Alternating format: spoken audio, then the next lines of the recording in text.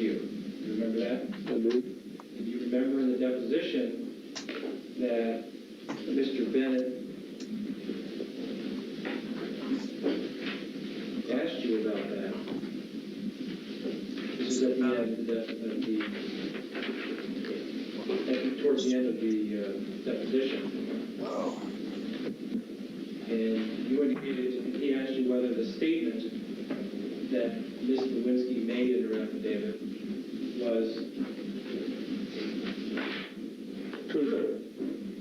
And you indicated that it was absolutely correct. I did, and at the time that she made the statement, and indeed to the present day, because as far as I know she was never deposed since the judge ruled she would not be permitted to testify in a case the judge ruled had no merit. That is, this case we're talking about. I believe at the time that she filled out this affidavit, if she believed that the definition of sexual relationship was two people having intercourse, then this is accurate.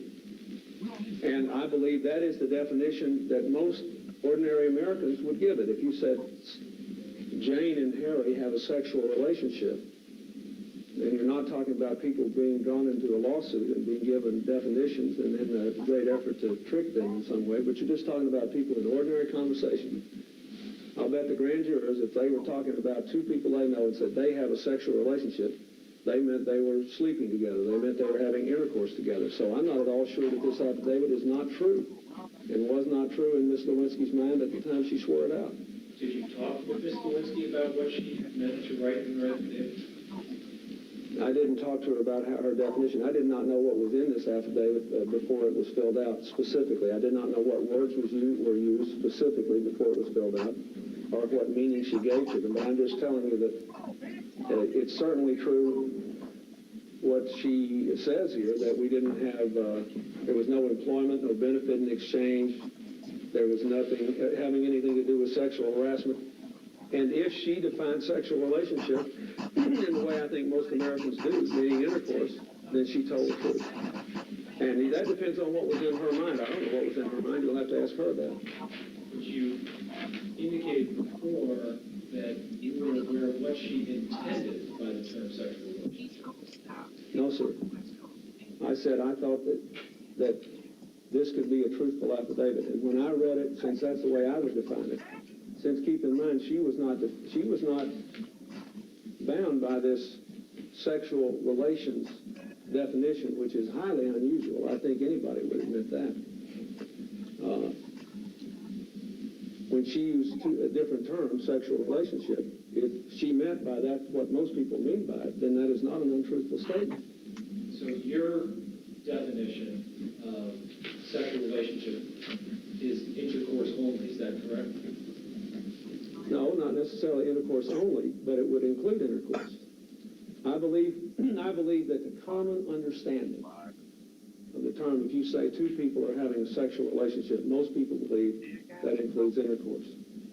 So if that's what Ms. Lewinsky thought, then this is a truthful affidavit. I don't know what was in her mind, but if that's what she thought, the affidavit is true. What else would sexual relationship include besides intercourse? Well, I think, let me answer what I said before. I think most people, when they use that term, include sexual relationships and whatever other sexual contact is involved in a particular relationship, but they think it includes intercourse as well. And I would have thought so before I got into this case and heard all I've heard and seen all I've seen. I would have thought that that's what nearly everybody thought it meant. Well, I ask, Mr. President, because you're using the very document, Grand Jury Exhibit 4, WJC 4, represented to Judge Wright, his understanding of the meaning of that affidavit, which you've indicated you thought, Ms. Lewinsky thought she was referring just to intercourse. He says to Judge Wright that it meant absolutely no sex of any kind, in any manner, shape, or form. Well, let me say this. I didn't have any discussion, obviously at this moment with Mr. Bennett. I'm not even sure I paid much attention to what he was saying. I was ready to get on with my testimony here, and they were having these constant discussions all through the deposition. But that statement in the present tense, at least, is not inaccurate, if that's what Mr. Bennett meant. That is, at the time that he said that, and for some time before, that would be a completely accurate statement. Now, I don't believe that he was, I don't know what he meant. You'd have to talk to him, because I just wasn't involved in this, and I didn't pay much attention to what was being said. I was just waiting for him to get back to me. So I can't comment on or be held responsible for whatever he said about that, I don't think. Well, if you agree with me that if he misled Judge Wright in some way, that you would have corrected the record and said, excuse me, Mr. Bennett, I think the judge is getting a misimpression by what you're saying. If Mr. Bennett was representing me, I wasn't representing him. And I wasn't even paying much attention to this conversation, which is why when you started asking me about this, I asked to see the deposition. I was focusing on my answers to the questions. And I told you what I believe about this deposition, which I believe to be true. And it's obvious, and I think by your questions you have betrayed that the Jones lawyer's strategy in this case had nothing to do with uncovering or proving sexual harassment. By the time this discovery started, they knew they had a bad case on the law, and they knew what our evidence was. They knew they had a lousy case on the facts. And so their strategy, since they were being funded by my political opponents, was to have this dragnet of discovery. They wanted to cover everybody, and they convinced the judge, because she gave them strict orders not to leak, that they should be treated like other plaintiffs in other civil cases, and how could they ever know whether there had been any sexual harassment unless they first knew whether there had been any sex. And so with that broad mandate, limited by time and employment in the federal or state government, they proceeded to cross the country and try to turn up whatever they could. Not because they thought it would help their case. By the time they did this discovery, they knew what the deal was in their case, and they knew what was going to happen. And Judge Wright subsequently threw it out. Now let me finish, Mr. Bennett. You brought this up. Excuse me, Mr. Bennett. What they wanted to do, and what they did do, and what they had done by the time I showed up here, was to find any negative information they could on me, whether it was true or not, get it in a deposition, and then leak it, even though it was illegal to do so. It happened repeatedly. The judge gave them orders. One of the reasons she was sitting in that deposition was because she was trying to make sure that it didn't get out of hand. But that was their strategy, and they did a good job of it, and they got away with it. I've been subject to quite a lot of illegal leaking, and they had a very determined, deliberate strategy, because their real goal was to hurt me. When they knew they couldn't win the lawsuit, they thought, well, maybe we can pummel him. Maybe they thought I'd settle. Maybe they just thought they would get some political advantage out of it. But that's what was going on here. Now, I'm trying to be honest with you, and it hurts me. And I'm trying to tell you the truth about what happened between Miss Lewinsky and me. But that does not change the fact that the real reason they were zeroing in on anybody was to try to get any person in there, no matter how uninvolved with Paula Jones, no matter how uninvolved with sexual harassment, so they could hurt me politically. That's what was going on, because by this time, this thing had been going on a long time. They knew what our evidence was. They knew what the law was in the circuit in which we were bringing this case. And so they just thought they would take a wrecking ball to me and see if they could do some damage. Judge Wright had ruled that the attorneys in the Jones case were permitted to ask you certain questions. She certainly did, and they asked them, and I did my best to answer them. I'm just trying to tell you what my state of mind was. Answer those questions truthfully, Mr. President. It was. But it was not my responsibility in the face of their repeated illegal leaking. It was not my responsibility to volunteer a lot of information. There are many cases in this deposition where I gave, and keep in mind, I treated them, frankly, with respect. I prepared very well for this deposition on the Jones matters. I prepared very well on that. I did not know that Linda Tripp had been involved in the preparation of this deposition, or that all of them. No, I don't. I just know that what I read in the papers about it. But I had no way of knowing that they would ask me all these detailed questions. I did the best I could to answer them. But in this deposition, Mr. Bittman, I was doing my best to be truthful. I was not trying to be particularly helpful to them, and I didn't think I had an obligation to be particularly helpful to them to further, when I knew that there was no evidence here of sexual harassment.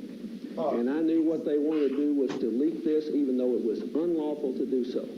That's what I knew. President, that you had an obligation to make sure that the presiding federal judge was on board and had the correct facts. All right. Did you believe that was your obligation? Sir, I was trying to answer my testimony. I was thinking about my testimony.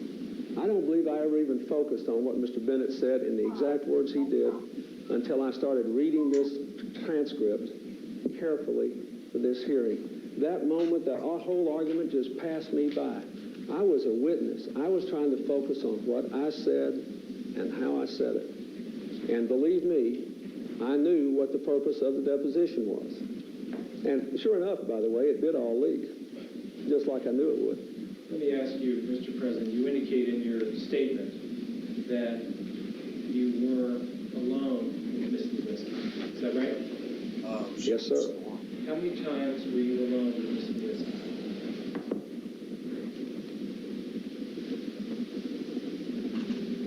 Let me begin with the correct answer. I don't know for sure. But if you would like me to give an educated guess, I will do that. But I do not know for sure. And I will tell you what I think based on what I remember. But I can't be held to a specific time because I don't have records of all of it. How many times do you think? Well, there are two different periods here. There's the period when she worked in the White House until April of '96. And then there's the period when she came back to visit me from February '97 until late December '97. Based on our records, let's start with the records where we have the best records and the closest in time. Based on our records, between February and December, it appears to me that at least I could have seen her approximately 9 times. Although I do not believe I saw her quite that many times, at least it could have happened. We think there were 9 or 10 times when she was in the White House when I was in the Oval Office when I could have seen her. I do not believe I saw her that many times, but I could have. Now, we have no records for the time when she was an employee at the White House, because we have no records of that for any of the employees at the White House, unless there's some formally scheduled meeting that was on the calendar for the day. I remember, I'll tell you what I remember. I remember meeting her, having my first real conversation with her during the government shutdown in November of '95, when she, as I explained in my deposition, during the government shutdown, most federal employees were actually prohibited from coming to work, even in the White House. Most people in the White House couldn't come to work. The chief of staff could come to work. My national security advisor could come to work. I could. Therefore, interns were assigned to all offices. And I believe it was her last week as an intern. Anyway, she worked in the chief of staff's office. One night she brought me some pizza. We had some remarks. Now, the next time I remember seeing her alone was on a couple of occasions when she was working in the Legislative Affairs Office as a full-time employee. I remember specifically, I have a specific recollection of 2 times. I don't remember when they were, but I remember twice when on Sunday afternoon she brought papers down to me, stayed, and we were alone. And I'm frankly quite sure, although I have no specific memory, I'm quite sure there were a couple of more times, probably 2 times more, 3 times more. That's what I would say. That's what I can remember, but I do not remember when they were or at what time of day they were, or what the facts were. But I have a general memory that would say I certainly saw her more than twice during that period between January and April of 1996 when she worked there. So, if I could summarize your testimony, approximately 5 times you saw her before she left the White House, approximately 9 times after she left the appointment of the White House? I don't, there were several times in 97. I've told you that I've looked at my calendar and I tell you what I think the outer limits are. I would think that would sound about right. There could be, in that first 4-month period, maybe there's 1 or 2 more, maybe there's 1 less. I just don't know. I don't remember. I didn't keep records. But I'm giving you what I specifically remember and then what I generally remember. I'm doing the best to be helpful to you. Have you reviewed the records for December 28, 1997, Mr. President? Yes, sir, I have. Do you believe that Ms. Lewinsky was at the White House and saw you on December 28, 1997? Yes, sir, I do. And do you remember talking with Ms. Lewinsky about her subpoena that she had received for the Paula Jones case on that day? I remember talking with Ms. Lewinsky about her testimony, or about the prospect that she might have to give testimony. And she... That's the best idea I've ever heard. She talked to me about that. I remember that. And you also gave her Christmas gifts, is that not correct, Mr. President? That is correct. They were Christmas gifts and they were going away gifts. She was moving to New York and taking a new job, starting a new life, and I gave her some gifts. And you actually requested this meeting, is that not correct? I don't remember that, Mr. Bittman, but it's quite possible that I invited her to come by before she left town. But usually when we met, she requested the meetings. And my recollection is in 1997, she asked to meet with me several times when I could not meet with her and did not do so. But it's quite possible that because she had given me a Christmas gift, and because she was leaving, that I invited her to come by the White House and get a couple of gifts and before she left town. I don't remember who requested the meeting, though. I'm sorry, I don't. You were alone with her on December 28, 1997. Yes, sir, I was. The gifts that you gave her were a canvas bag from the Black Dog restaurant at Martha's Vineyard. Is that right? Well, that was just something I had in the place to contain the gifts. But I believe that the gifts I gave her I put them in that bag. That's what I had there, and I knew she liked things from the Black Dog, so I gave her. I think that's what I put the presents in. I remember what the presents were. I don't remember what the bag was I gave them in. Did you also give her a marble bear's head carving from Vancouver, Canada? I did do that. I remember that. You also gave her a Rockettes blanket that has the famous Rockettes from New York? I did do that. I had that in my possession for a couple of years, but I never used it, and she was going to New York, so I thought it would be a nice thing to give her. You gave her a box of cherry chocolates, is that right? I don't remember that, sir. I mean, there could have been. I just don't remember. I remember giving the bear and the throw. I don't remember what else. And it seems to me like there was one other thing in that bag. I didn't remember the cherry chocolates. How about a pin of the New York Sky? Whoa, I just got paid. That could have been in there. I seem to remember I gave her some kind of pin. What about a pair of joke sunglasses? I don't remember that. I'm not denying it. I'm telling you what I remember and what I don't. You have given Ms. Lewinsky gifts on other occasions, though. Is that right, Mr. President? Yes, I have. $10. This, Look. though, was... Boom! I just made $10. You gave her the most gifts that you had ever I given gotta her pay in attention. I a didn't single realize I could just come here and get day. Is that right? Well, that's probably true. It was sort of like a going-away present and a Christmas present as well. And she had given me a particularly nice book for Christmas, an antique book on presidents. She knew that I collected old books, and it was a very nice thing. And I just thought I ought to get up a few things and give them to her before she left. You mentioned that you discussed her subpoena in the Paula Jones case. Tell us specifically, what did you discuss? No, sir, that's not what I said. I said my recollection is,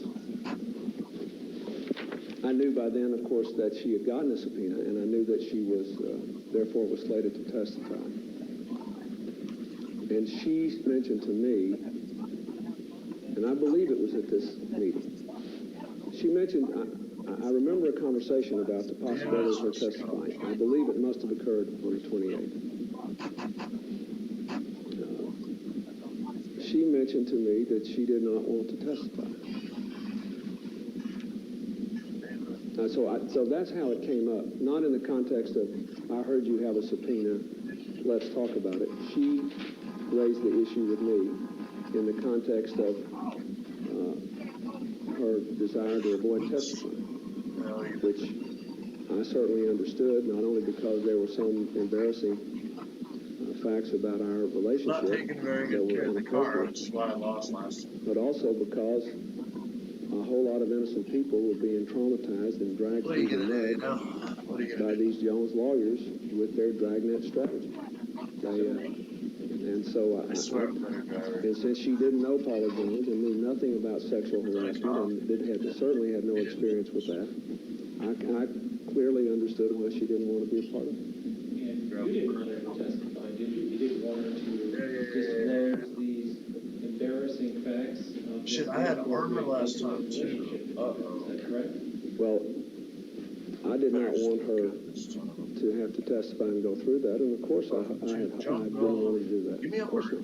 not. Come on, I ain't Did got a you lot of want time, those lady. facts, not only the fact that she would testify, but did you want the facts that she had Thank you. about your embarrassing, inappropriate, intimate relationship to be disclosed?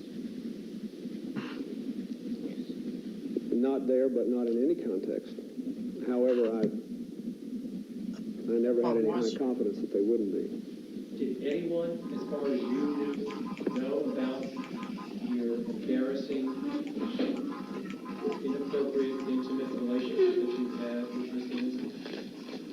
At that time, I was unaware Yeah. that she had told anyone else about it, but if I had known that, it would not have surprised me. Had you told anyone? Absolutely not. Had you tried, in fact, not to let anyone else know about this relationship? Well, of course. What did you do? Well, I never said anything about it, for one thing. And I did what people do when they do the wrong I thing. did what I tried people to do it do when all nobody the else was time. I looking. ride on the fucking gold jet ski across the How many ocean. times did you do that? Yeah. Well, if you go back to my statement, I remember there were a few times in '96, I can't say with any certainty. There was once in early '97. After she left the White House, I do not believe I ever had any inappropriate contact with her. In the rest of '96, there was one occasion in '97 when, regrettably, that we were together for a few minutes, I think about 20 minutes. And there was inappropriate contact. And after that, to the best of my memory and belief, it did not occur again. Did you tell her in the conversation about her being subpoenaed? She was upset about it, you acknowledged that. Sorry, you have to respond to the record. Yes or no, do you agree that she was upset about being subpoenaed? Well, yes, sir, she was upset. We didn't talk about subpoena, but she was upset. She said, I don't want to testify. I know nothing about this. I certainly know nothing about sexual harassment. Why do they want me to testify? And Is this I a explained new to her car? why they were doing this and why all these women were on these lists. And the people that they knew good and well had nothing to do with any sexual harassment. I explained to her that it was a political lawsuit. They wanted to get whatever they could under oath that was damaging to me, and then they wanted to leak it in violation of the judge's orders and turn up their nose and say, well, you can't prove we did it. Now, that was their strategy, and they were very frustrated because everything they leaked so far was old news. So they desperately were trying to validate this massive amount of money they'd spent by finding some new news. And she didn't want to be caught up in that, and I didn't blame her. You were familiar, weren't No you, one behind Mr. Road Street. President, that she had received a subpoena, you've already acknowledged. Yes, sir, I was. Mr. George informed you of that, is that right? No, sir, I believe, and I believe I testified to this in my deposition. I think the first person who told me that she had been subpoenaed was Bruce Lindsay. I think the first person, and I was, in this deposition, it's a little bit cloudy, but I was trying to remember who the first person who told me was. Because the question was, as I remember, did we go to that in the deposition? Since you asked me that? Roads. Actually, I think you're, with all respect, 3 stars. you may be confusing it when Mr. Lindsay, perhaps Mr. Lindsay did tell you she was subpoenaed, I don't know. But in your deposition, you were referring to Mr. Lindsay notifying you that she had been identified as a witness. Where is that, sir? I don't want to get, I just want, what page is that? Well, actually, No, it had to be, because I saw a witness list much earlier than that. much earlier than December 28th. Oh, sure. And earlier than, I believe, Monica. 69. Road Street. I believe Monica Lewinsky's name was on a witness list earlier than she was subpoenaed. So I believe when I was answering this question, at least I thought I was answering when I found out. So close. Yes, see, there's, on page 68, did anyone other than your attorneys ever tell you Monica Lewinsky had been served with a subpoena in this case? Then I said, I don't think so. Then I said, did you ever talk to Monica about the possibility that she might be asked to testify in this case? Then I gave an answer that was non-responsive, that really tried to finish the answer above. I said, Bruce Lindsay. I think Bruce Lindsay told me that she was. I think maybe that's the first person who told me that she was. I want to be as accurate as I can. And that, I believe that Bruce is the first person who told me that Monica had gotten a subpoena. I gotta get some more You had a territory. conversation with Mr. Jordan on the evening of December 19, 1997, in which he talked to you about Monica being in Mr. Jordan's office, having a copy of the subpoena, Damn it. being upset about being subpoenaed. I remember that Mr. Jordan was in the White House on December 19th, and for an event of some kind, that he came up to the residence floor and told me that that Monica had gotten a subpoena, and or that Monica was going to have to testify. And I think he told me he recommended a lawyer for her. I believe that's what happened, but it was a very brief conversation. He was there for some other reason. And Mr. Jordan testified that he had also spoken to you at around 5 p.m. and the White House phone logs reflect this, that he called you at around the time he met with Ms. Lewinsky and informed you then that she had been subpoenaed. Is that consistent with your memory? Also on the 19th. I had a lot of phone conversations with Mr. Vernon about this. I didn't keep records of them. I now have some records. My memory is not clear. My testimony on that was not clear. I just knew that I talked to Vernon at some time, but I thought that Bruce was the first person who told me. But Mr. Jordan had also told you. Is that right? Yes, I now know I had a conversation with Mr. Jordan about it where he said something to me about that. And that was probably on the 19th. December 19th.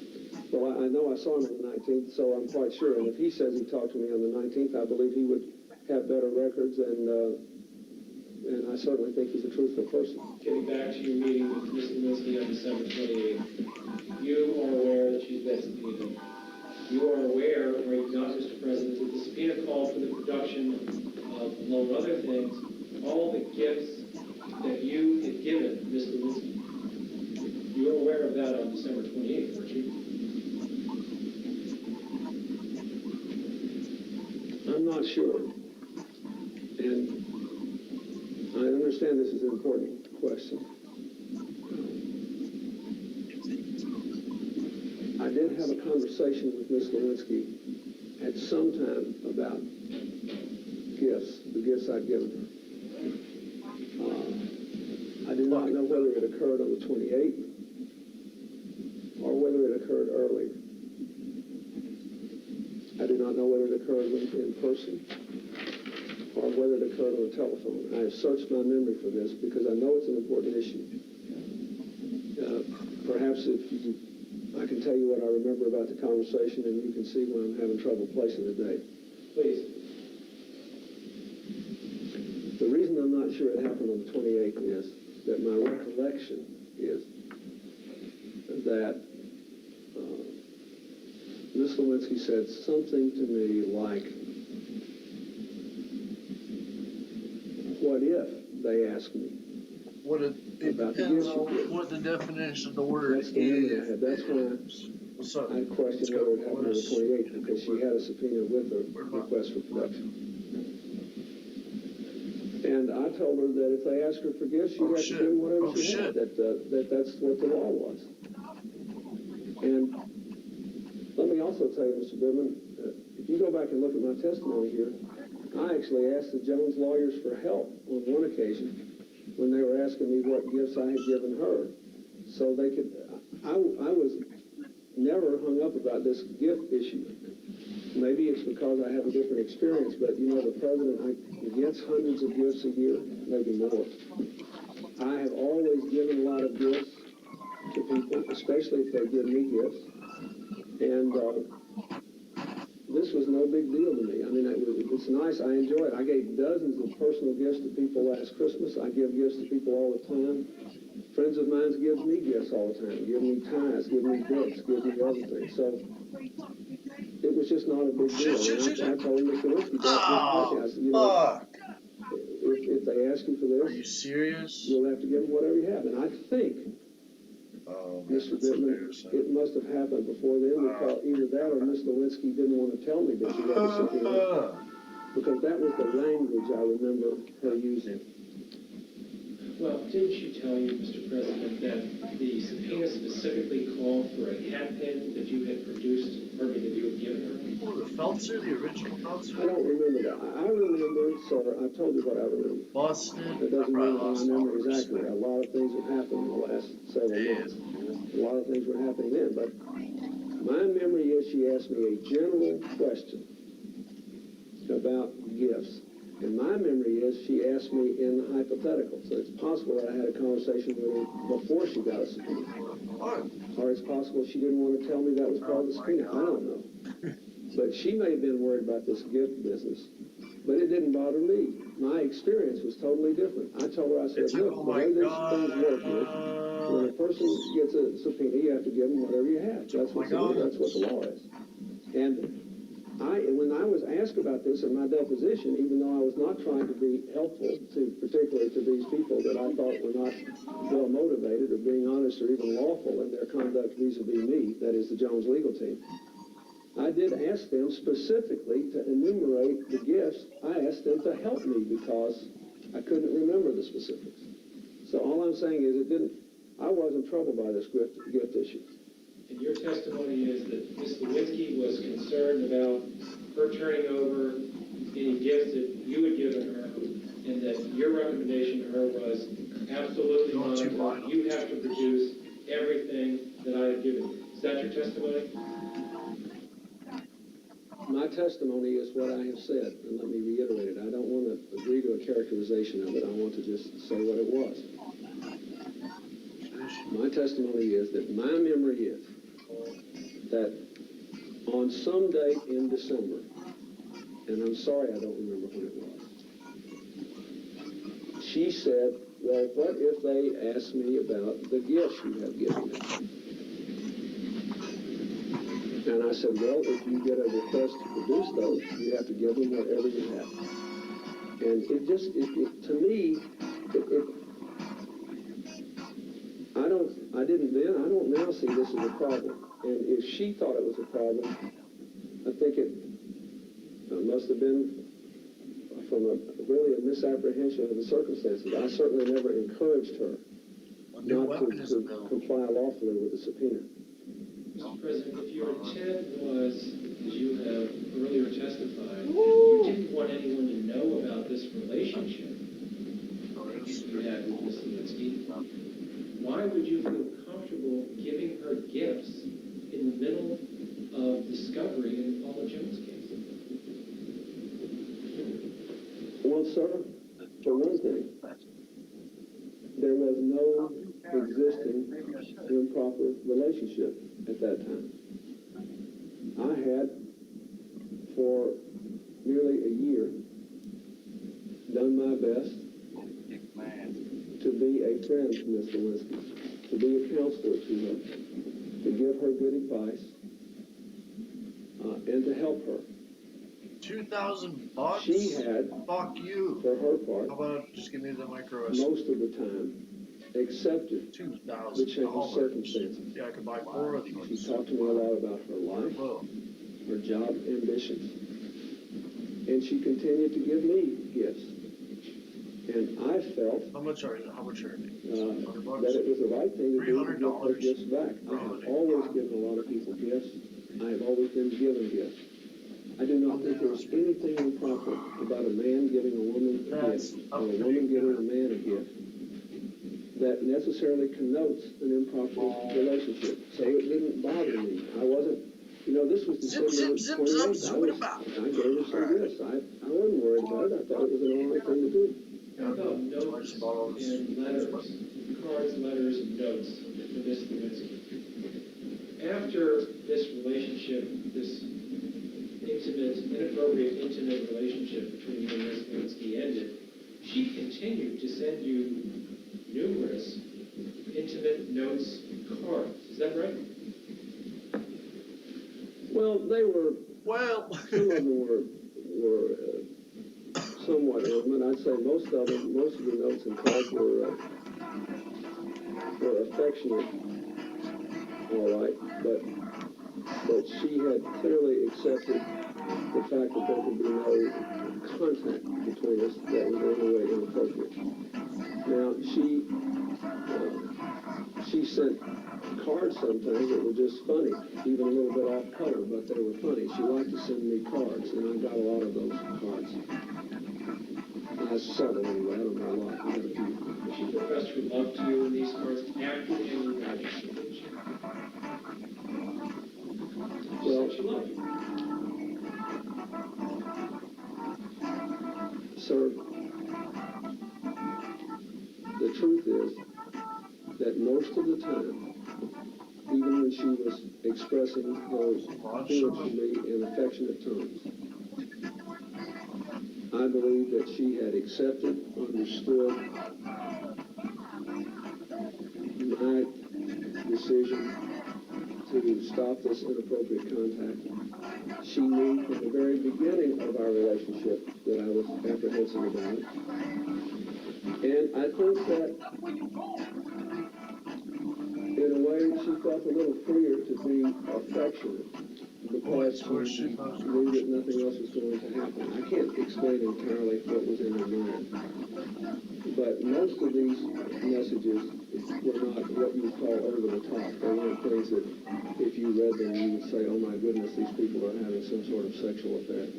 Mr. President. But some of them were quite affectionate. My question was, did she or did she not profess her love to you in these cards and letters that she sent to you after the relationship ended? sorry, dude. Most of them were signed love, love, Monica. I don't know that I would I don't believe that in most of these cards and letters she professed her love. She might well have. Let's go take over But some territory. Love can mean different things too, Mr. Goodman. There are a lot of women with whom I have never had any inappropriate conduct who are friends of mine who will say from time to time, I love you. And I know that they don't mean anything wrong by that. Specifically, Ms. Blaney, do you remember the card she sent you after she saw the movie Titanic, in which she said that she reminisced or dreamed about the romantic feelings that occurred in the movie and how that reminded her of you two? Do you remember that? No, sir, but she could have said it. Just because I don't remember it doesn't mean it wasn't there. You're not denying that? Oh, no, I wouldn't deny that. I just don't remember it. You asked me if I remember. I don't. She might have done it. Do you ever remember telling her, Mr. President, that she should not write some of the things that she does in these cards and letters that she sends to you because it reveals, if disclosed, this relationship that you had, and that she shouldn't do it?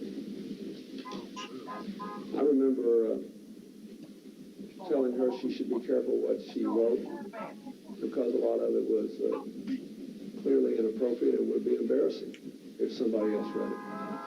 I don't remember when I said that. I don't remember whether it was in 96 or when it was. I don't remember. Embarrassing in that it was revealing of the intimate relationship that you and she had. Is that right? Yes. I do not know when I said this, so I don't know whether we did have any sort of inappropriate relationship at the time I said that to her. I don't remember. But it's obvious that if she wrote things that she should not have written down and someone else read it, that it would be embarrassing. All right, let's go. She certainly sent you something like that after the relationship began, didn't she? And so therefore it was, at the time she said it, something inappropriate going on. Well, my recollection is that she,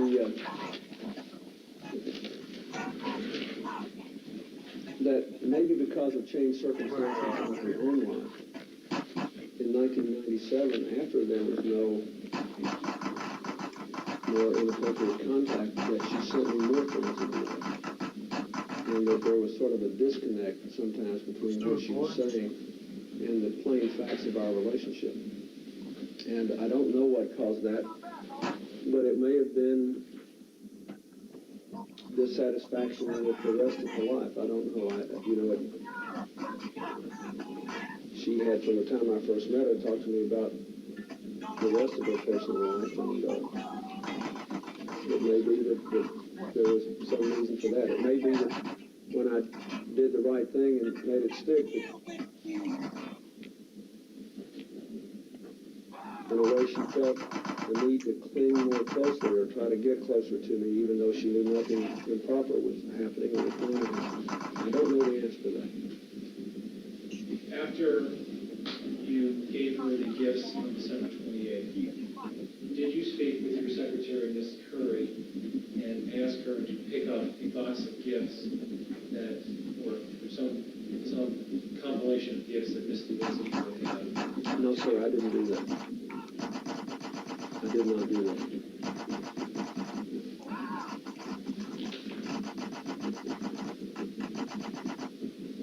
Oh, fuck, man, I wasn't paying attention. Ah, that's so Well, you testified in the Come on. Jones case. This was only 2.5 weeks after you had given her these So, 6 gifts. yeah, there goes all my You fucking were money. asked at God page damn 75 of the deposition, lines Oh. 2 through 5. Well, have you ever given any gifts to Monica Lewinsky? And you answered, I don't recall. Fuck. And you were correct. You pointed out that you actually asked them from them, do you know what they were?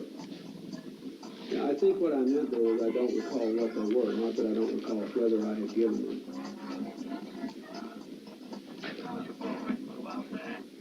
And then if you see, they did give me these specifics,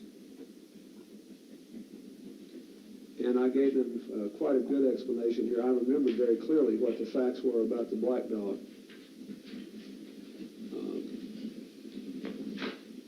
And I said that I could have given her a hat pin and a Walt Whitman book, but I did not remember giving her a gold brooch, which was true. I didn't remember that. I may have given it to her, but I didn't remember giving it to her.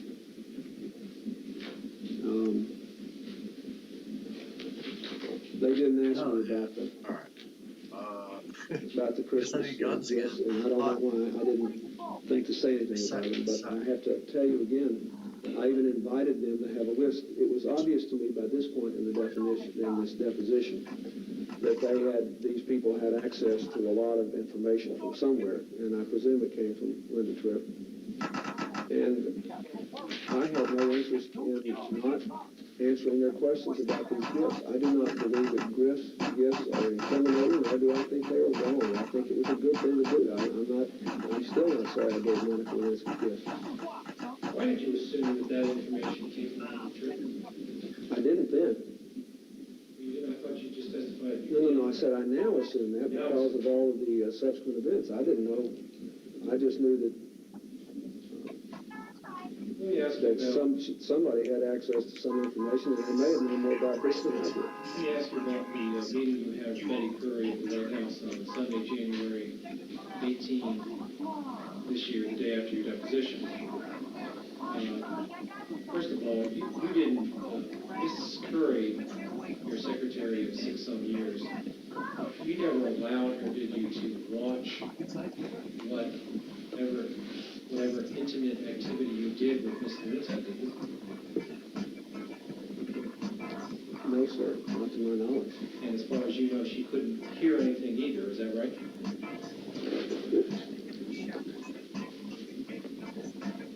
And there were a couple of times when Monica was there, when I asked Betty to be places where she could hear, because Monica was upset, and this was after there was all the inappropriate contact had been terminated. I'm talking about the times that you actually had the intimate contact. She was, I believe that, well, first of all, on that one occasion in 1997, I do not know whether Betty was in the White House after the radio address in the Oval Office complex. I believe she probably was, but I'm not sure. But I'm certain that someone was there. I know that always someone was there. In 1996, I think most of the times that Ms. Lewinsky was there may not have been anybody around except maybe coming in and out, but not permanently. So that's correct. I didn't try to involve Betty in that in any way. Well, not only did you not try to involve her, you specifically tried to exclude her and everyone else, isn't that right? Cluckenbell, safe haven. Well, yes, I've never, Please serve me chicken. and it's almost humorous, sir. I Yes. have to be an exhibitionist not to have tried to exclude everyone else. So if Miss Curry testified that Let's survive this. you approached her on the 18th, where you spoke Bunch with of her, ballers you and comps, said sorry. you were always there when she was there. She wasn't, was she? Mrs. Curry. She was always there in the White House, and I was concerned. Let me back up and say, What about the radio address, Mr. Curry? let me back up and say, Mr. Goodman, I knew about the radio address. I was sick after it was over, and I was pleased that at that time it had been nearly a year since any inappropriate contact had occurred with Ms. Lewinsky. I promised myself it wasn't going to happen again. The facts are complicated about what did happen and how it happened, but nonetheless, I'm responsible for it. On that night, she didn't. I was more concerned about the time after that. Gotta go back to when Ms. Lewinsky Cluckenbell. was Fuck! upset, and I wanted to establish I at guess I'm least starting that gang I wars had on not, the because these questions were, some of them were off the wall, some of them were way out of line, I thought. And what I wanted to establish was that Alright. Betty was there at all other times I want this in the territory. complex, and I I guess I wanted to gotta know go what prepare Betty's it, memory don't was you? about Or I just suck. what she heard, what she could hear. And what I did not know So, was, I did not know that, and I was trying to figure out, and I was trying to figure out in a hurry, because I knew something was up. So you wanted to check her memory for what she remembered, and that is whether she remembered nothing or whether she remembered an inappropriate intimate relationship.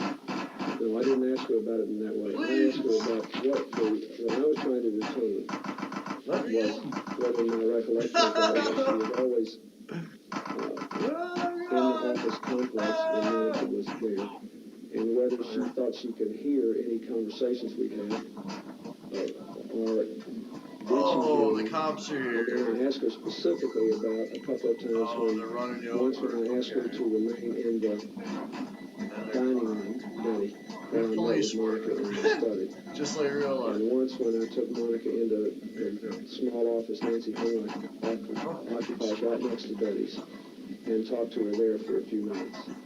That's my recollection of that. I was kind of, Oh, you I better knew, not start reviving. Mr. Bittman, to a reasonable certainty that I was going to be asked more questions about this. I didn't really expect you to be in the Jones case at the time. I thought what would happen is that it would go to the press, and I was trying to get the facts down. I was trying to understand what the facts were. Ms. Curry testified that these were not really questions to her, that they were more like statements. Is that? What's this guy doing? Well, I can't testify as to what her perception was. I can tell you this. I was trying to get information in a hurry. I was downloading what I remembered.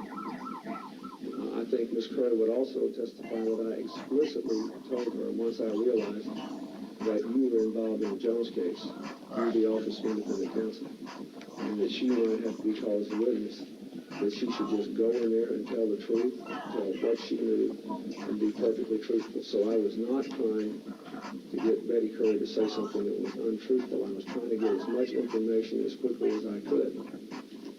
What information were you trying to get from her when you said, I was never alone with her, right? I don't remember exactly what I did say with her. That's what you say I said. If Ms. Curry testified to that she says you told her, I was never alone with her, right? Well, I was never alone with You her. don't say that, Mr. President? Mr. Goodman, just a minute. I was never alone with her right might be a question. And what I might have meant by that is in the Oval Office complex. You knew the answer. Because we've been going for more than an hour. Would you mind if we take a break? I need to go to the restroom. 2:38.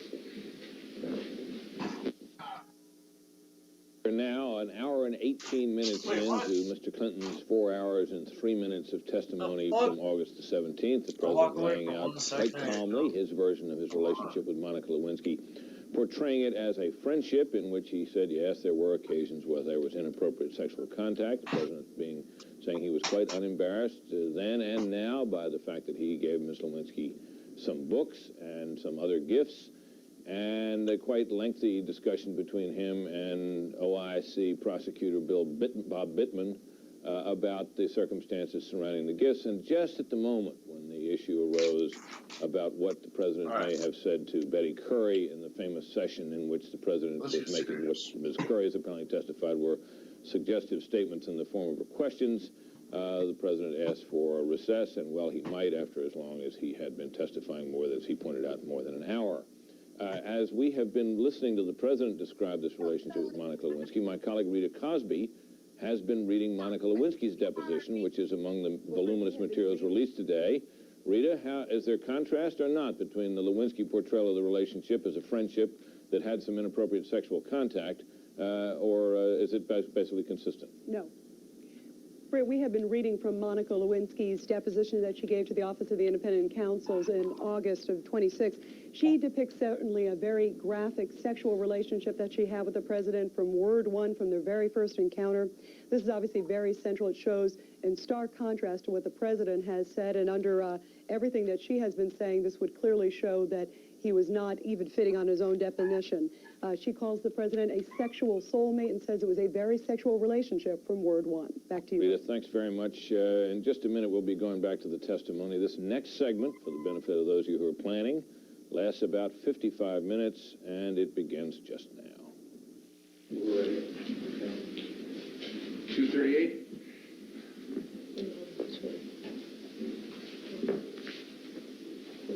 Oh, sorry, 48. Excuse me.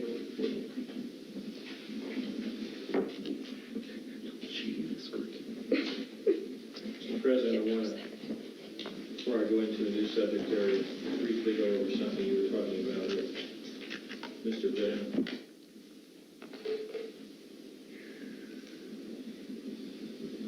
The statement of your attorney, Mr. Bennett, at Paul Jones' deposition. Counsel is fully aware, it's page 54, line 5. Counsel is fully aware that Ms. Lewinsky has an affidavit which they were in possession of, saying that there is absolutely no sex of any kind, in any manner, shape, or form with President Clinton. That statement is made by your attorney in front of Judge Susan Bing McBride. bong.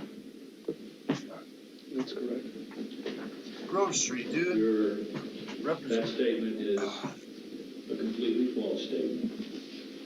Whether or not Mr. Bennett knew of your relationship with Ms. Lewinsky, the statement that there was no sex of any kind, in any manner, shape, or form with President Clinton. an utterly false statement. Is that correct? It depends upon what the meaning of the word is. Yes. If is means is and never has been, or is not, What? that's one thing. If it We get means busted. there No! is none, that was a completely true statement. Sorry. But as I have testified, I'd like to testify again. Yeah. This is never it is get me somewhat now. unusual for a client to be asked about his lawyer's statements instead of the other way around. I was not paying a great deal of attention to this exchange. I was focusing on my own testimony. And if you go back and look at the sequence of this, you will see that the Jones lawyers decided that this was going to be the Lewinsky deposition, not the Jones deposition. You took my And bike. given the facts of their case, I can understand why they made that decision. But that is not how I prepared for it. That is not how I was thinking about it. Yeah. And I am not sure, Mr. Weisenberg was actually here Can I today, paint the bike? that I sat there and Paint. followed all these interchanges between the lawyers. All right, dude. I'm quite sure that I didn't follow all the interchanges between the lawyers all that carefully. And I don't really believe, therefore, that I can say Mr. Bennett's Oh, shit. testimony or statement is testimony and is imputable to me. I don't know that I was even paying that much attention to it. You told us you were very well prepared for the deposition. No, I said I was very well prepared to talk about Paula Jones and to talk about Kathleen Willey because she had made a related charge. She was the only person that I think I was asked about who had anything to do with anything that would remotely approximate sexual harassment. The rest of this, it looked to me like was more Where's like to harass me. Where's the, You're the President of the United States and your attorney tells the Hold on, United don't States kill me. District Court Judge that there's no sex where's the of any police? kind, in any way, shape, or form whatsoever. And you feel no obligation to do anything about that in that deposition, Mr. President. I have told you, Mr. Weisenberg, I will tell you for a third time. I am not even sure that when Mr. Bennett made that statement, that I was concentrating on the exact words he used. The armor as well. Now, if someone had asked me on that day, are you having any kind of sexual relationship with Ms. Lewinsky?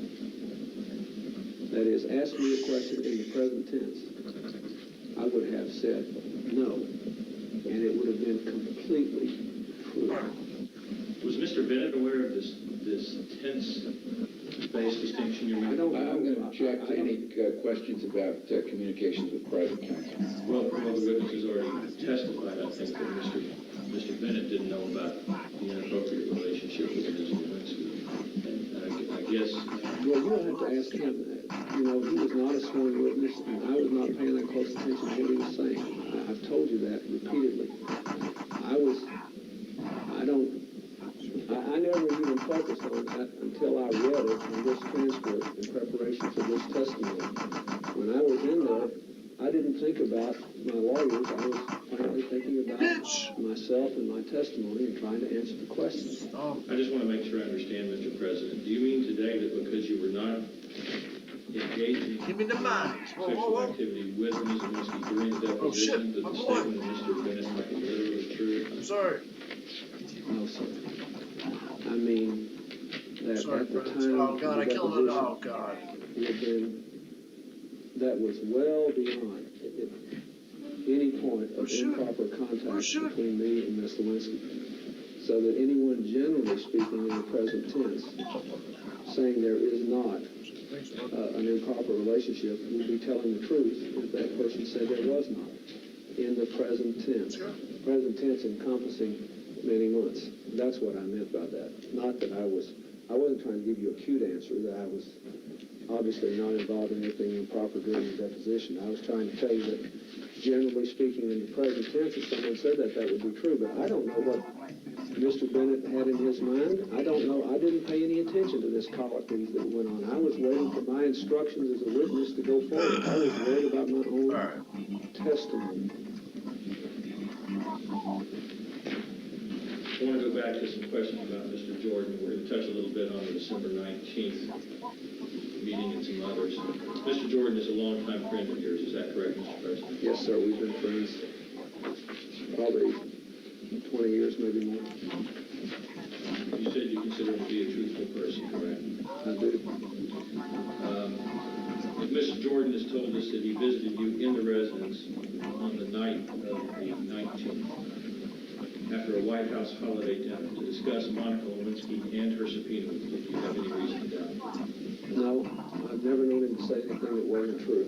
And his memory of these events, I think, would be better than mine, because I had a lot of other things going on. We have wave records that will show that, but in the interest of time, we're not going to, since you don't dispute Let's that. do it again.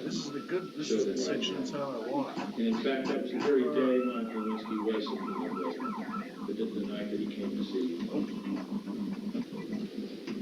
I don't have independent memory of that, but you would probably know that. I mean, I'm sure there's a record of when she got her subpoena. Mr. Jordan has told us that he spoke with you over the phone within about an hour of Monica receiving her subpoena, and later visited you that very day, night at the White House to discuss it. Again, you have no reason to doubt it, exactly. I believe I've already testified about that here today.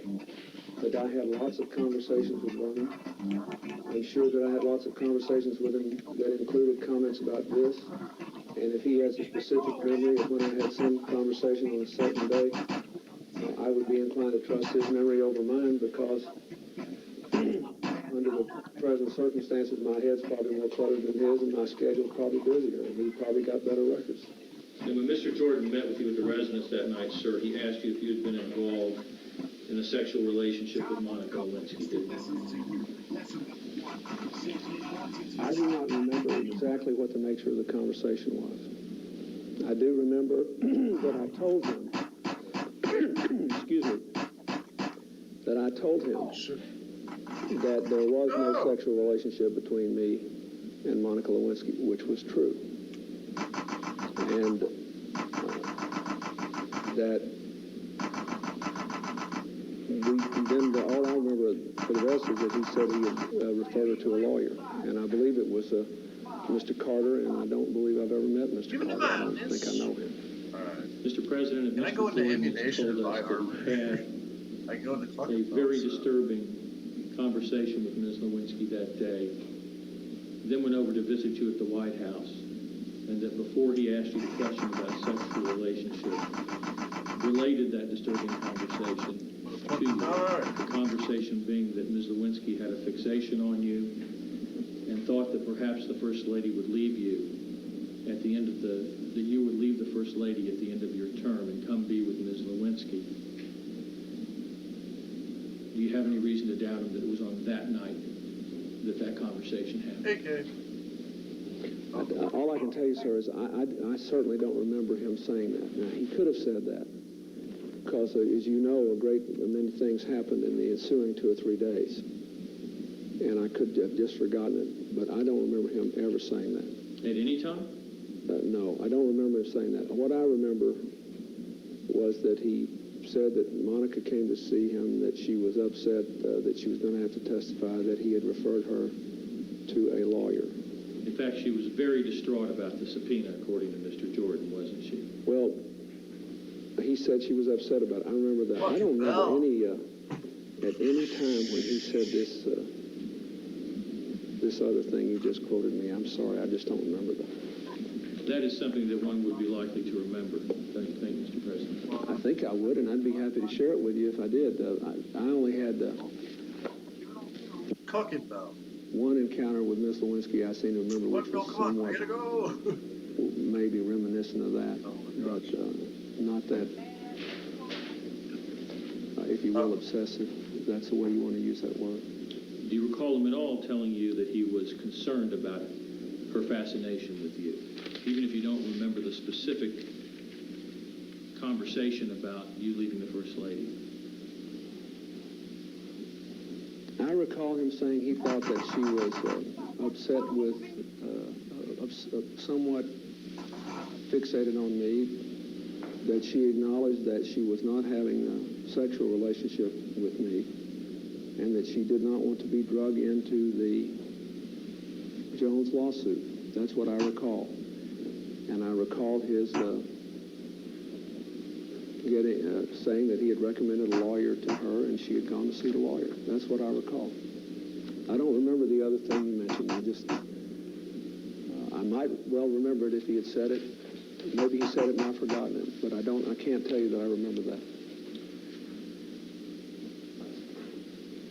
Mr. President, you swore under oath in the Jones case Woo! that you didn't think anyone other than your lawyers had ever told you that Monica Lewinsky had been subpoenaed. Page 68, line 22 through page 69, line 3. Here's the testimony, sir. Question. We've gone over it a little bit before. Did anyone other than your attorneys ever tell you that Monica Lewinsky had been served with a subpoena in the case? Answer, I don't think so. Now, this deposition was taken just 3.5 weeks after, by your own testimony, Vernon Jordan made a trip at night to the White House to tell you, among other things, that Monica Lewinsky had been subpoenaed and was upset about it. Why did you give that testimony under oath in the Jones case, sir? Well, Mr. Weisenberg, I think you have to put this in the context of the flow of questions. And I've already testified to this once today. I will testify to it again.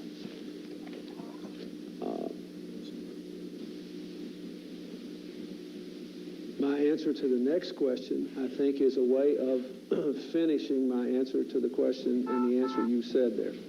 I was trying to remember who the first person, other than Mr. Bennett, I don't think Mr. Bennett, who the first person told me who told me Paula Jones Monica Lewinsky had a subpoena. And I thought that Bruce Lindsay was the first person. And that's how I was trying to remember that. Keep in mind, sort of like today, these questions are being kind of put at me rapid fire, but unlike today, I hadn't had the opportunity to prepare at this level of detail.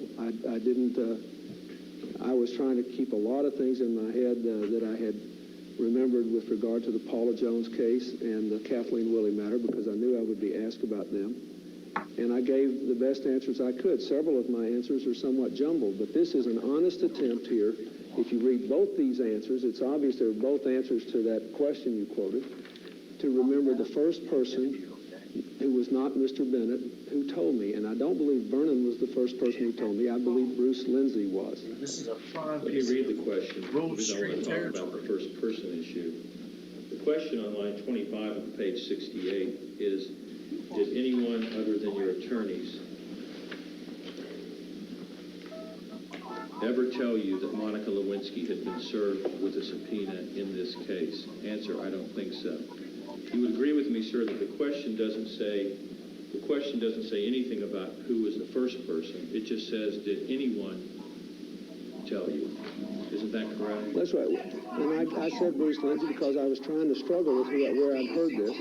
And they were free to ask a follow-up question, and they didn't. Mr. President, 3.5 weeks before, Mr. Jordan had made a special trip to the White House to tell you Ms. Lewinsky had been subpoenaed. She was distraught. She had a fixation over you. You couldn't remember that 3.5 weeks later?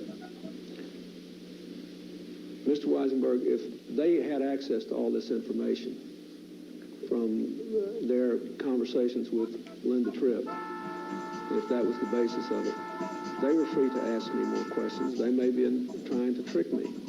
Now, they knew more about the details of my relationship with Monica Lewinsky. I'm not sure everything they knew was true because I don't know. I've not heard these tapes or anything. But they knew a lot more than I did. And instead of trying to trick me, what they should have done is to ask me specific questions. And I invited them on more than one occasion to ask follow-up questions. This is the third or fourth time that you seem to be complaining that I did not do all their work for them. that just sitting here answering these questions to the best of my memory with limited preparation was not enough, that I should have actually been doing all their work for them. Now, they'd been up all night with Linda Tripp, who had betrayed her friend Monica Lewinsky, stabbed her in the back, and given them all this information. They could have helped more. If they wanted to ask me follow-up questions, they could. They didn't. I'm sorry. I did the best I could. Can you tell the grand jury what is tricky about the question? Did anyone other than your attorneys ever tell you? No, there's nothing. I'm just telling. I have explained. I will now explain for the third time, sir. I was being asked a number of questions here. I was struggling to remember them. There were lots of things that had gone on during this time period that had nothing to do with Monica Lewinsky. You know, I believed then, I believe now, that Monica Lewinsky could have sworn out an honest affidavit that under reasonable circumstances and without the benefit of what Linda Tripp did to her would have given her a chance not to be a witness in this case. So I didn't have perfect memory of all these events that have now, in the last 7 months, since Miss Lewinsky was kept for several hours by 4 or 5 of your lawyers and 4 or 5 FBI agents, as if she were a serious felon, these things have become the most important matters in the world. At the moment they were occurring, many other things were going on. I honestly tried to remember. And, you know, if somebody asks you, has anybody ever talked to you about this? You normally think, well, where was the first time I heard that? That's all I was trying to do here. I was not trying to say not Vernon Jordan, but Bruce Lindsay. Everybody knows Vernon Jordan is a friend of mine. I probably would have talked to Vernon Jordan about the Monica Lewinsky problem if he had never been involved in it.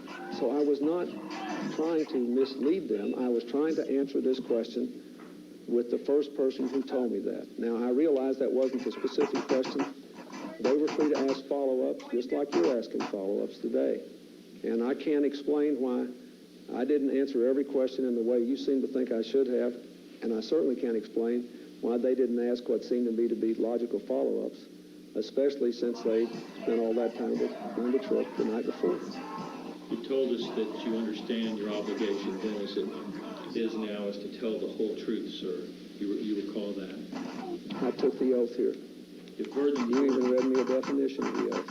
if Vernon Jordan has told us that you have an extraordinary memory, one of the greatest memories he's ever seen in a politician, would that be something you would care to dispute? No, I do have a good memory. At least I have had a good memory in my life. You understand that if you answered, I don't think so, to the question, has anyone other than your attorneys told you that Monica Lewinsky has been served with a subpoena in this case, that if you answered, I don't think so, but you really knew Vernon Jordan had been telling you all about it, you understand that that would be a false statement, presumably perjurious. Mr. Weisenberg, I have testified about this 3 times, and I will do it the 4th time. I am not going to answer your trick questions. People don't always hear the same questions in the same way. They don't always answer them in the same way. I was so concerned about the question they asked me that the next question I was asked, I went back to the previous question, trying to give an honest answer about the first time I heard about the Lewinsky subpoena. I could have had no reasonable expectation that anyone would ever know not know if this thing would be, but I would talk to Vernon Jordan about nearly everything. I was not interested in, if the implication of your question is that somehow I didn't want anybody to know I'd ever talked to Vernon Jordan about this, that's just not so. It's also, if I could say one thing about my memory, I have been blessed and advantaged in my life with a good memory. I have been shocked, and so have members of my family and friends of mine, at how many things that I have forgotten in the last 6 years. I think because of the pressure and the pace and the volume of events in the president's life, compounded by the pressure of your 4-year inquiry and all the other things that have happened. I'm amazed. There are lots of times when I literally can't remember last week. If you ask me, did you talk to Vernon? When's the last time you talked to Vernon Jordan? What time of day was it? When did you see him? What did you say? My answer was the last, if you answer me, when does the last time you saw a friend of yours in California? If you ask me a lot of questions like that, my memory is not what it was when I came here because my life is so crowded. And now that, as I said, you have made this the most important issue in America. I mean, you have made it the most important issue in America from your point of view. At the time this was occurring, even though I was concerned about it and I hoped she didn't have to testify and I hoped this wouldn't come out, I felt, I will say again, that she could honestly fill out an affidavit that under reasonable circumstances would relieve her of the burden of testifying. And I am not trying to exclude the fact that I talked to Vernon here. All I can tell you is I believe this answer reflects, I was trying to remember the first person who told me who was not Mr. Bennett, and I believe it was Bruce Lindsay. As you yourself recalled, Mr. President, Vernon Jordan not only discussed the subpoena with you that night, but discussed Frank Carter, the lawyer he'd gotten from Ms. Lewinsky, and also Mr. Jordan discussed with you over the next few weeks after the 19th of December, in addition to the job aspects of Ms. Lewinsky's job, he discussed with you her affidavit that she was preparing in the case. Is that correct, sir? I believe that Need more string shoes. he did notify us, I think, when she signed her affidavit. I have a memory of that. Or it seems like he said that she had signed her affidavit. If he's told us that he notified you around January 7th when she signed her affidavit, that you generally understood that it would deny a sexual relationship, do you have any reason to doubt that? No. So that's the affidavit, the lawyer, and the subpoena. And yet when you were asked, sir, at the Jones deposition about Vernon Jordan, and specifically about whether or not he had discussed the lawsuit with you, you didn't reveal that to the court. I want to refer you to page 72.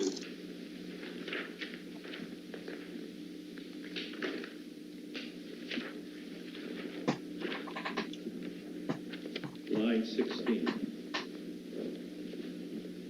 is where this starts. It's going to go down. It might go down somewhat. Line 16, question, has it ever been reported to you that he, and that's referring to Mr. Jordan. At line 12, you're asked, you know a man named Vernon Jordan? You answer, I know him well. Going down to 16, has it ever been reported to you that he met with Monica Lewinsky and talked about this case? This is your answer, or portion of it. I knew that he met with her. I think Betty suggested that he meet with her. Anyway, he met with her. I thought that he talked to her about something else.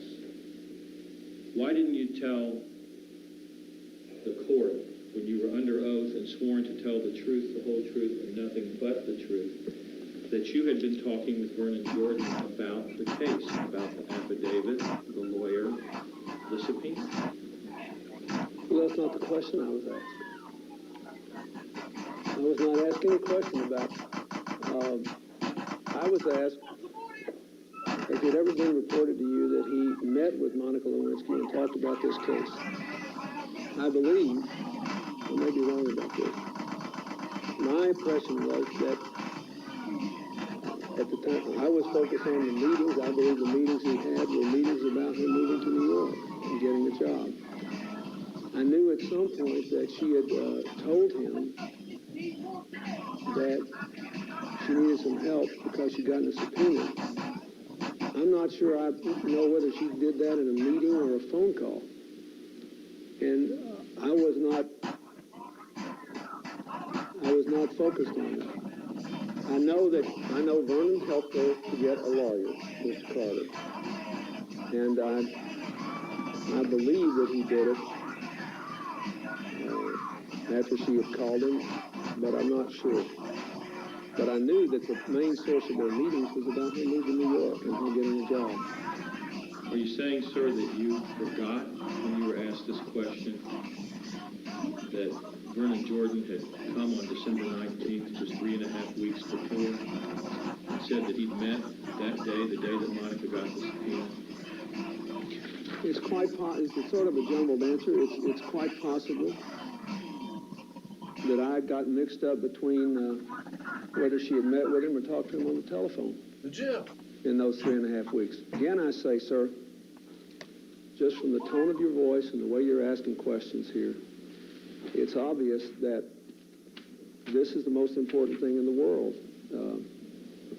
and that everybody was focused on all the details at the time.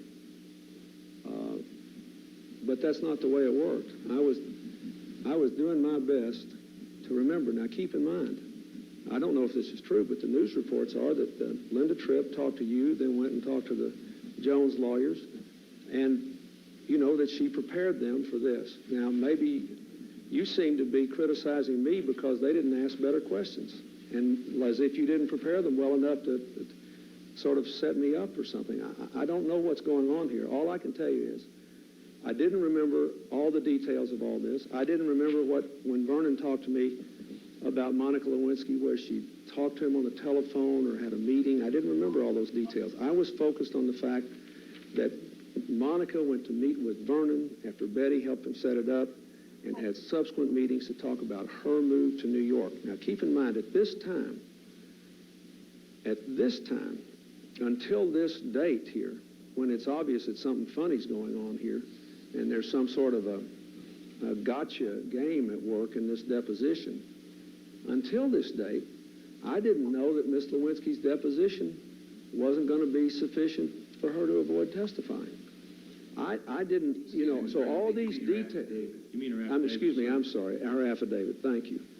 So I don't necessarily remember all the details of all these questions you're asking me, because there was a lot of other things going on, and at the time they were going on, until all this came out, this was not the most important thing in my life. This was just another thing in my life.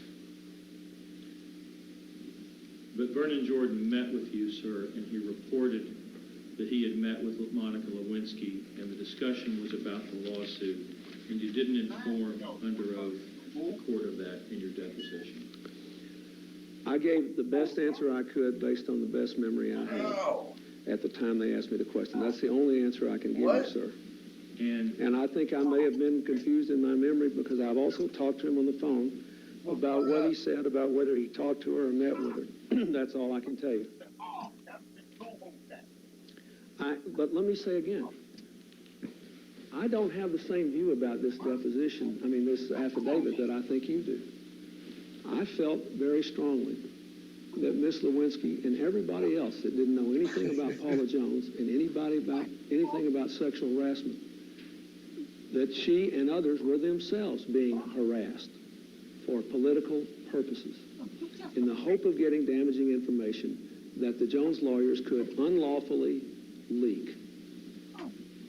Now, I believe then, I believe today, that she could execute an affidavit which, under reasonable circumstances, with fair-minded, non-politically oriented people, would result in her being relieved of the burden to be put through the kind of testimony that, thanks to Linda Tripp's work with you and with the Jones lawyers, she would have been put through. I don't think that's dishonest. I don't think that's illegal. I think what they were trying to do to her and all these other people who knew nothing about sexual harassment was outrageous, just so they could hurt me politically.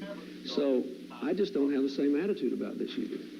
Well, you're not telling our grand jurors that if you think the case was a political case or a setup, Mr. President, that would give you the right to commit perjury. No, sir. No, sir. In the face of the Jones lawyers, the people that were questioning me, in the face of their illegal leaks, their constant, unrelenting illegal leaks, in a lawsuit that I knew, and that by the time this deposition and this discovery started, they knew was a bogus suit on the law and a bogus suit on the facts.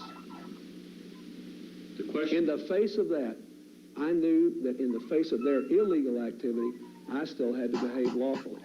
But I wanted to be legal without being particularly helpful. I thought that was what I was trying to do. And you're the first person who ever suggested to me that I should have been doing their lawyers' work for them, when they were perfectly free to ask follow-up questions. On one or two occasions, Mr. Bennett invited them to ask follow-up questions.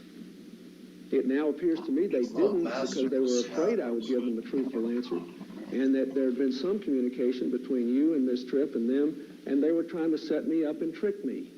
And now you seem to be complaining that they didn't do a good enough job.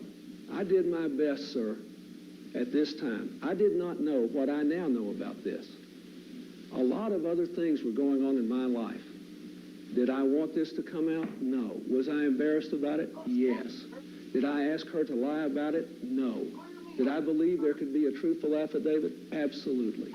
Now, that's all I know to say about this. I will continue to answer your questions Can't kill me, as dude. best I can. Just can't kill me. 4 stars? You're not going back on your earlier Four statement stars. that you understood you were sworn to tell the truth, the whole truth, and nothing but the truth to the folks at that deposition, are you, Mr. President? No, sir, but I think we might as well put this out on the table. You tried to get me to give a broader interpretation to my oath than just my obligation to tell the truth. In other words, you tried to say, even though these people are treating you in an illegal manner and illegally leaking these depositions, you should be a good lawyer for them. And if they don't have enough sense to ask a question, and even if Mr. Bennett invited them to ask follow-up questions, if they didn't do it, you should have done all their work for them. Now, so I will admit this, sir. My goal in this deposition was to be truthful, but not particularly helpful. I did not wish to do the work of the Jones lawyers. I deplored what they were doing. I deplored the innocent people they were tormenting and traumatizing. I deplored their illegal leaking. I deplored the fact that they knew, once they knew our evidence, that this was a bogus lawsuit, and that because of the funding they had from my political enemies, they were putting ahead. I deplored it, but I was determined to walk through the minefield of this deposition without violating the law, and I believe I did. You're not saying, are you, Mr. President, in terms of doing the work for the Jones folks, the Jones lawyers, that you could say, as part of your not helping them, I don't know to a particular question when you really knew, and that it was up to them, even if you really knew the answer, it was up to them to do the follow-up, that you kind of had a 1-3, No, I don't sir. know. If I could finish, I've been very patient, Mr. President, in letting you finish. You didn't think you had a free shot to say, I don't know or I don't recall, but when you really did know and you did recall, and it was just up to them, even if you weren't telling the truth, to do a follow-up and to catch you? No, sir, I'm not saying that, and if I could give you one example. That's why I felt that I had to come back to that question where I said I don't know that and talk about Bruce Lindsay, because I was honestly trying to remember how I'd first heard this. I wasn't hung up about talking about this. All I'm saying is, let me say something sympathetic to you. I've been pretty tough, so let me say something sympathetic. All of you are intelligent people. You've worked hard on this. You've worked for a long time. You've gotten all the facts. You've seen a lot of evidence that I haven't seen. And it's an embarrassing and personally painful thing, the truth about my relationship with Miss Lewinsky. So the natural assumption is that while all this was going on, I must have been focused on nothing but this. Therefore, I must remember everything about it in the sequence and form in which it occurred. All I can tell you is I was concerned about it. I was glad she saw a lawyer. I was glad she was doing an affidavit. But there were a lot of other things going on, and I don't necessarily remember it all. And I don't know if I can convince you of that. but I tried to be honest with you about my mindset about this deposition. And I'm just trying to explain that I don't have the memory that you assume that I should about some of these things. I want to talk to you for a bit, Mr. President, about the incident that happened at the northwest gate of the White House on December 6, 1997. Give me just a moment. I will. That was let me ask you first, in early December 1997, the Paula Jones case was pending, correct? Yes, sir. You were represented by Mr. Bennett, of course. Yes, that's correct. Yes, I did. He was. I'm sorry, go ahead. No, yes, he was representing me. How often did you talk to him or meet with him, if you can just recall, at that time in the litigation?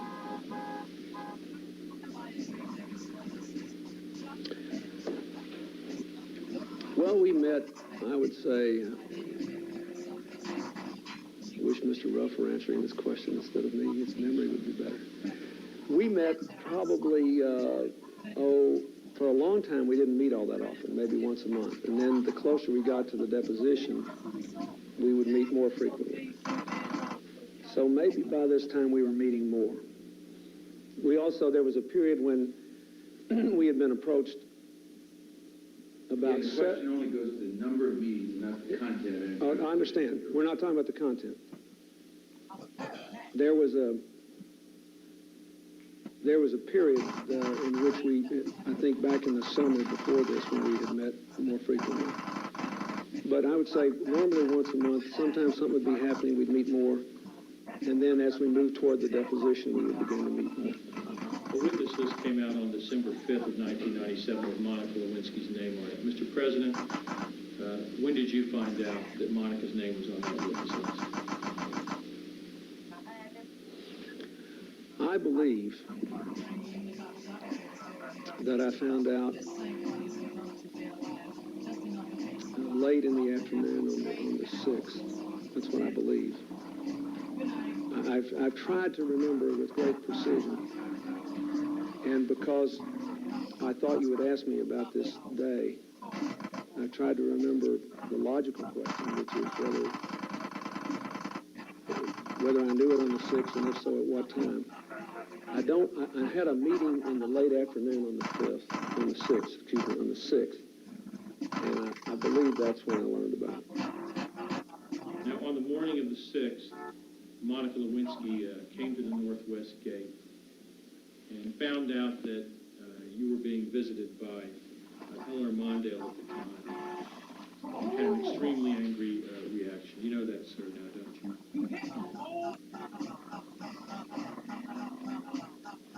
I know that Monica Lewinsky came to the gate on the 6th and apparently directly called in and wanted to see me and couldn't and was angry about it.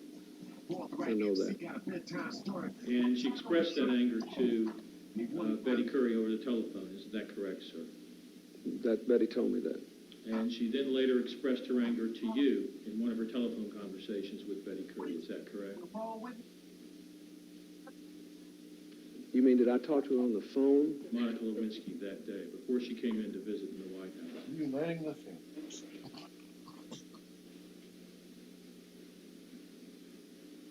Last mission. I gotta work on some stuff. Mr. Weisenberg, I remember that she came in to visit that day.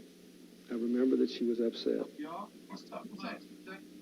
I don't recall whether I talked to her on the phone before she came in to visit, but I may well have. I'm not denying it, but I did. I just don't recall that. And Mrs. Curry and yourself were very irate that Ms. Lewinsky had overheard that you were in the Oval Office with a visitor on that day. Isn't that correct? That you and Mrs. Curry were very irate about that.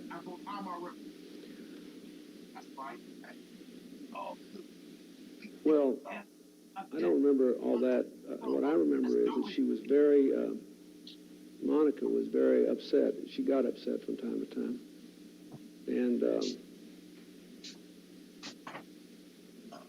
and I was, you know, I couldn't see her. I was doing, as I remember, I had some other work to do that morning, and she had just sort of showed up and wanted to be let in and wanted to come in at a certain time, and she wanted everything to be that way, and we couldn't see her. Now, I did arrange to see her later that day, and I was upset about her conduct.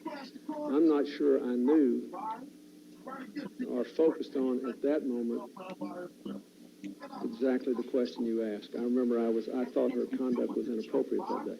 I want to go back and I want to take them one at a time. Number one, did you find out at some point during that day that Monica had overheard from somebody in the Secret Service that you were meeting with Ms. Mondale? And that Monica got very irate about that? I knew that at some point. I don't know whether I found out that day. I knew that somehow she knew that that Eleanor Mondale was in to see us that day. I knew that. I don't know that I knew how she knew that on that day. I don't remember that. Pardon me. That leads into my second question, which is, weren't you irate at the Secret Service precisely because they had revealed this information to Ms. Lewinsky on that very day?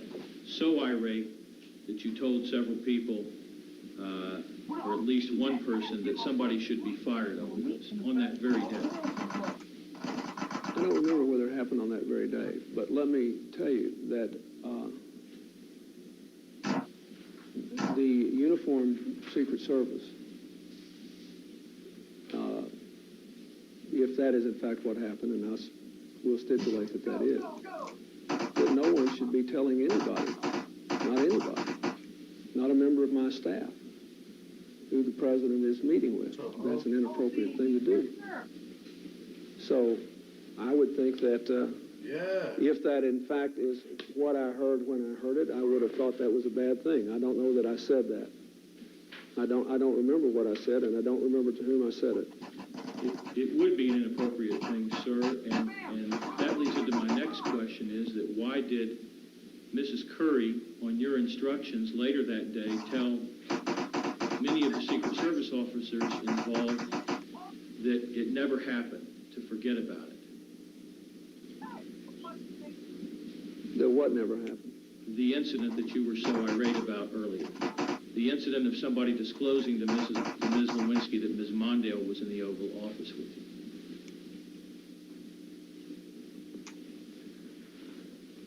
I don't know the answer to that. I think maybe, I don't know. I You don't know the recall answer. that you later gave orders to the effect that we're going to pretend this never happened, or No, sir. something like that? No, sir. I don't recall that. First of all, I don't recall that I gave orders to fire anybody, if that was the implication of your first statement. It wasn't an implication. Actually, the question was that you initially wanted somebody fired. You were so mad that you wanted somebody fired. I don't remember that, first of all. CJ's I got remember thinking it was pictures. an inappropriate thing to do. And I remember, as I usually do when I'm mad, after a while I wasn't so mad about it, and I'm quite aware that Ms. Lewinsky has a way of getting information out of people when she's either charming or determined. And I could have just said, well, I'm not so mad about it anymore. But I don't remember the whole sequence of events you're talking to me about now, except I do remember that somehow Monica found out Helen Mondale was there. I learned either that day or later that one of the uniform division personnel had told her. I thought then it was a mistake. I think now it was a mistake. I'm not sure it's a mistake someone should be terminated over. I think that you could just tell them not to do that anymore.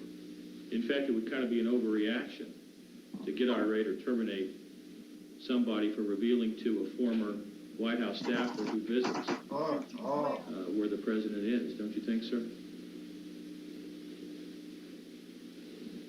Well, it would depend upon the facts. I think on the whole, people in the uniformed Secret Service who are working on the gate have no business telling anybody anything about the president's schedule.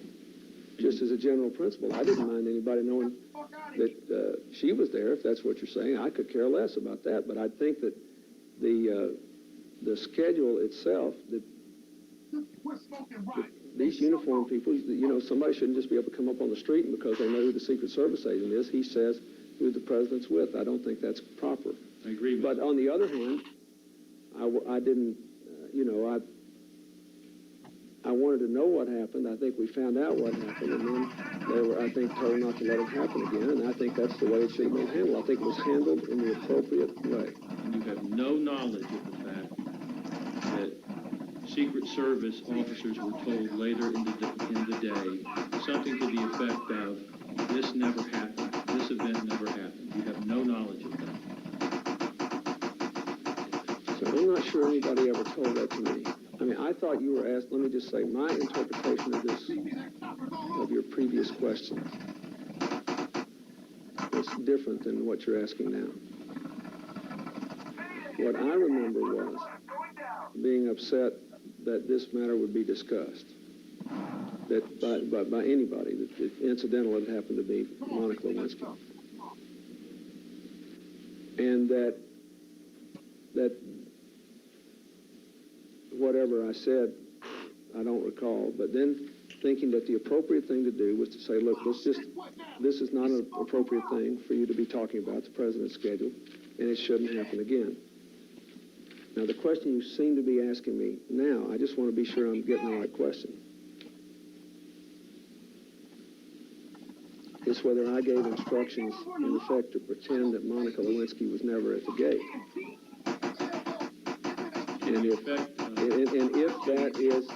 that is the question you're asking me, I don't believe I ever did that, sir. I certainly have no memory of doing that. Or anything to that effect. I don't know what that means.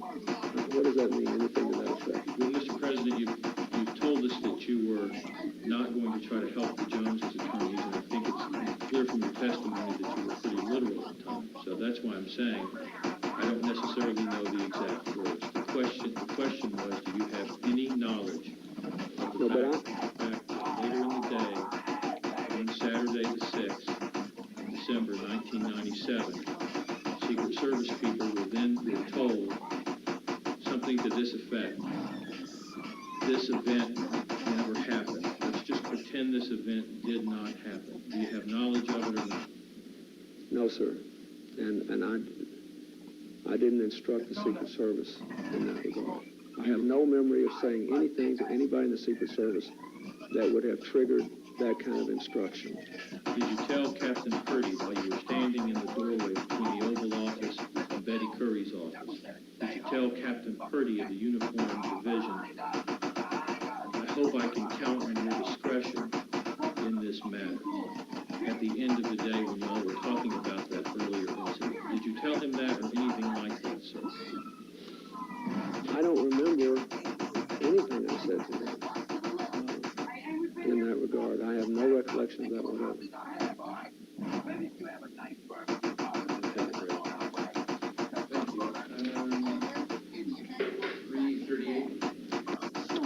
Now, just a little more than halfway through the president's 4 hours and 3 minutes of testimony to the independent counsel's prosecutors in the Monica Lewinsky investigation.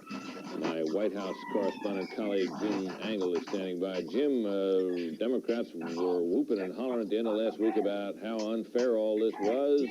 Based on what we've seen so far, doesn't it make you wonder what the fuss was all about? Well, a little bit, Britt, although it is clear that the president is very uncomfortable with the questions about whether or not he told the truth, and you hear what they do not want people thinking about, and that is the president arguing over what sex may or may not include, whether when he's asked if he has a sexual relationship or had a sexual relationship, whether that means right now, at this minute, or at some time in the past, and whether or not when his lawyer said there was absolutely no sex of any kind in any way, shape, or form, and the president said that's absolutely true, he is forced to say, well, I really wasn't paying much attention, you can't hold me responsible for that. So there are those moments that the White House did not want people to be thinking about when the president is trying to assure everyone that he was trying to be truthful and that he wants forgiveness for what he did. And very quickly, Jim, we did have one little flash of temper, the president being quite stern, but nothing explosive. Nothing explosive. He's clearly irritated, but obviously this is a very difficult moment for him. Grove Street. And one must say, without blowing this out of proportion, that the president had to have in the back of his mind that his presidency might be hanging in the balance. So you can see where he would have been more than a little distressed. Thanks, Jim. Let's take a quick look at some of the exhibits that are in the supporting material. The fabled blue dress there, I'm sorry it's not in, that's in black and white because that's the way it came out in these volumes. Also some pictures of the president with Monica Lewinsky, a holiday handshake there at the White House, and there are some other pictures there as well. In just a moment now, we're going to go back to the testimony as the independent counsel resumes the questioning. Mr. Clinton.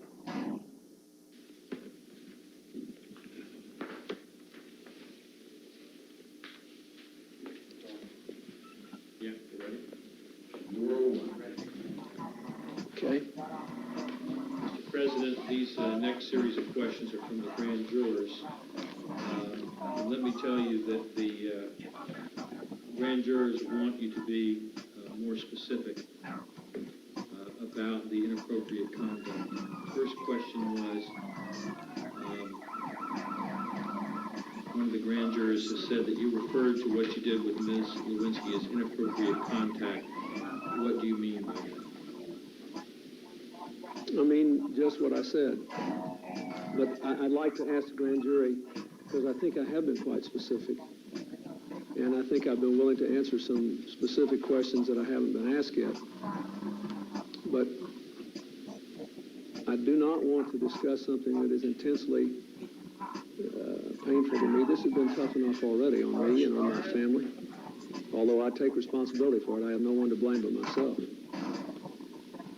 What I meant was, and what they can infer that I meant was, that I did things that were, when I was alone with her, that were inappropriate and wrong,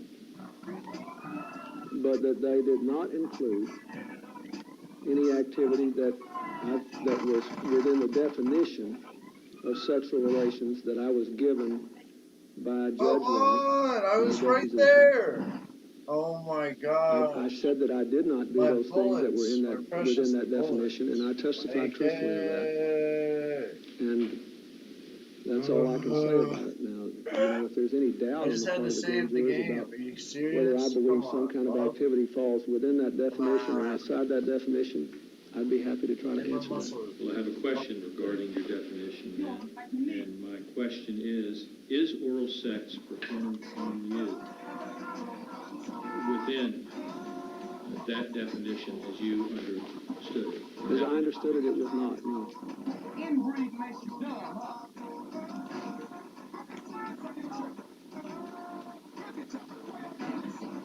Grand jurors would like to know upon what basis, what legal basis you're declining to answer more specific questions about this. I've mentioned to you that obviously you have privileges against self-incrimination. There's no general right not to answer questions. And so one of the questions from the grand jurors is what basis, what legal basis are you declining to answer these questions? I'm not trying to evade my legal obligations or my willingness to help the grand jury achieve their legal obligations. As I understand it, you want to examine whether you believe I told the truth in my deposition, whether I asked Ms. Lewinsky Thank you. not to tell the truth,